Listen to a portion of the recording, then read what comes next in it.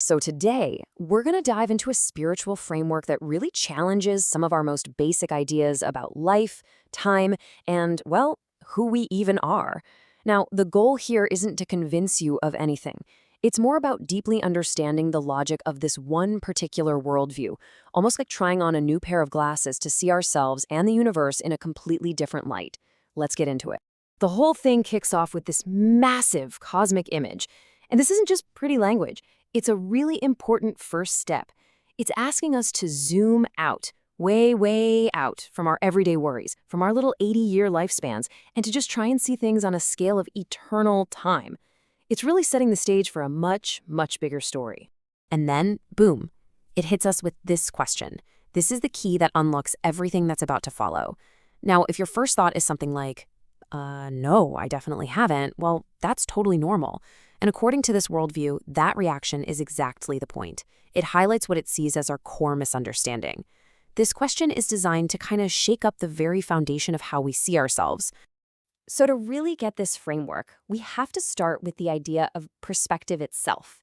The whole argument is that where we are standing mentally determines every single thing we see. Okay, so here's the central problem as this philosophy sees it. We take this short physical life, right?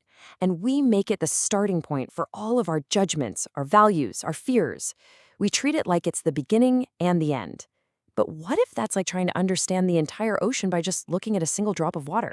The source material we're looking at actually uses this Japanese term written to give this idea a name. Think of it as your mental starting block, your anchor point. It's the "you are here" marker on the map of your reality. And the argument is that most of us have put that marker in the wrong spot. And this slide? This makes the whole idea so much easier to grasp. Imagine you've got a globe in front of you. If you're looking at it from, say, North America, that looks like the center of the world. But then spin the globe, put your finger on Australia, and all of a sudden a completely different place is the center. The globe didn't change at all, but your point of view did. Your idea of what's central was never some absolute truth. It was always just about your perspective. And that right there perfectly illustrates the core proposal of this whole framework. The idea is that we need to make that same kind of mental shift, moving our fundamental point of view, our written, away from the short temporary life and anchoring instead onto the vast timeline of eternity. Okay, but that brings up a pretty big question, right? If our viewpoint is supposed to be eternal, then who exactly is the I that's doing the viewing? I mean, if we're not just this body living this life, then what are we? The answer this framework gives is really direct and pretty profound. Our true self, our essence, isn't the physical body. It's something else, a pure, brilliant consciousness that is just temporarily living inside this body. This is explained with such a great metaphor. Think of your body like a high-tech suit of armor or a vehicle. The suit feels pain and pleasure, it gets old, it gets tired, and it feels incredibly real. But it's not the pilot. The pilot, that's the soul, is the one who's actually thinking, feeling, and making the choices. The suit is just what allows the pilot to experience this physical world. But the pilot's true identity is totally separate from it.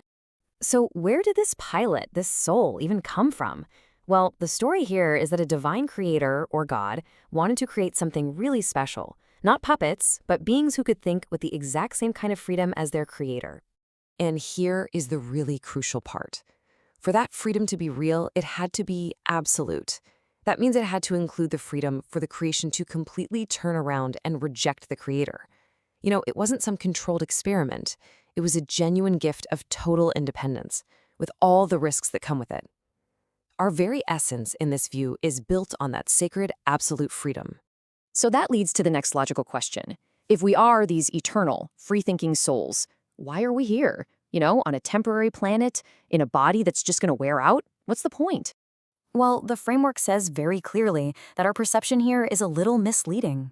Earth feels like our permanent home, but it's not. It's just a temporary stage, a place that, in the grand cosmic scheme of things, is actually pretty fleeting. So if Earth isn't our true home, where is?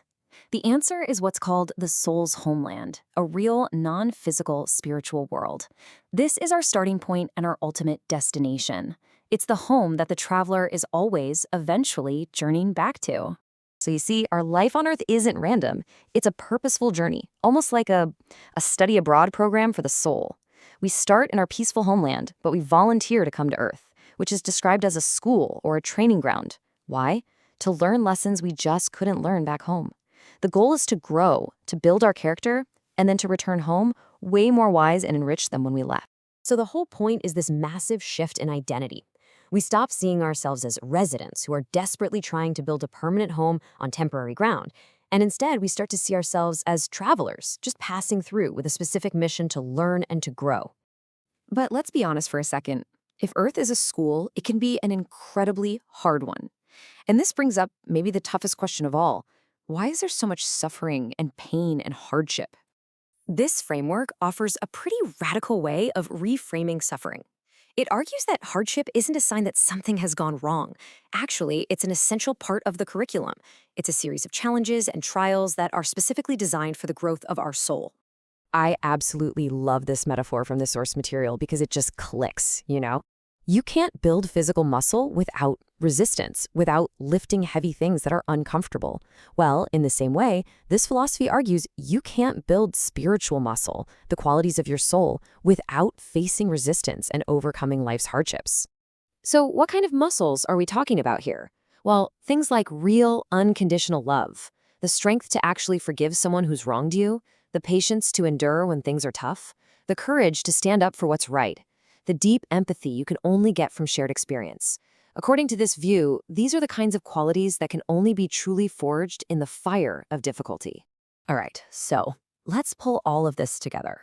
How does adopting this eternal perspective actually change the way we live our lives day to day, on a Tuesday afternoon? This table just lays it out so clearly. From a purely earthly point of view, success is the ultimate goal, failure is a disaster, and losing someone you love is this permanent, absolute tragedy. But from the eternal view, things look very different. Success becomes a test of your humility and your character. Failure turns into one of your most valuable lessons. And the loss of a loved one gets reframed as a temporary separation, not a final goodbye. The events themselves don't change, but their meaning and their power over us can change completely.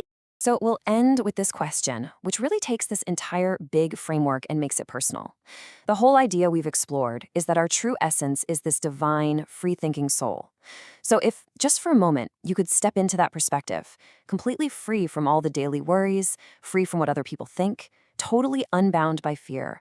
If you looked at your life right now from that viewpoint, what one thought, or maybe what one decision would pop into your head? What does your eternal self know that your earthly self might have forgotten?